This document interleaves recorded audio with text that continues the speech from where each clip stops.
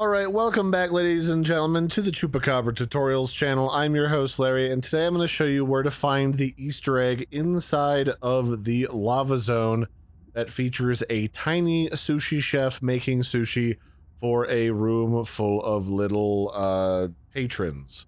It's a hidden little feature inside of the lava zone. So we're going to be starting out here at the life pod. We're going to be heading to the east. To the east, northeast-ish. And you're going to need the heat adaptation for this particular Easter egg. Otherwise, you will die when you go into the lava zone. We're going to find, as we go to the area with all the sulfur over here to the south, southeast, we're going to find this little platform covered in boxes, and we're going to sneak around to the right side of it. We're going to kind of head to the right side of the lava zone towards the southeast. You can kind of swing around. What we want to do is we want to go past this little fallen over lava tube with the crack in the middle. And then we're really looking for the area with all of these dead crabs down here on the floor.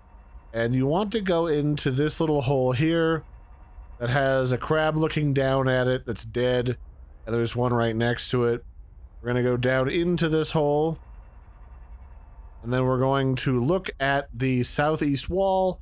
We're going to pop out of our little tadpole, and then we're looking for a specific hole in the rock face here, right here to the southeast. And inside of here, you'll see a strange light, and here he is. This is the chef that is making sushi for his little room full of patrons. So that'll be it for this one, ladies and gentlemen. This has been how you find this particular Easter egg. I hope you found that helpful. Go ahead and share this with your friends, either the video, or I would recommend actually taking them over here so they can see it. It's kind of a silly little Easter egg. Till next time, I've been your host, Larry. Don't forget to like and subscribe, and I will catch you next time. Bye, everybody, and have a good one.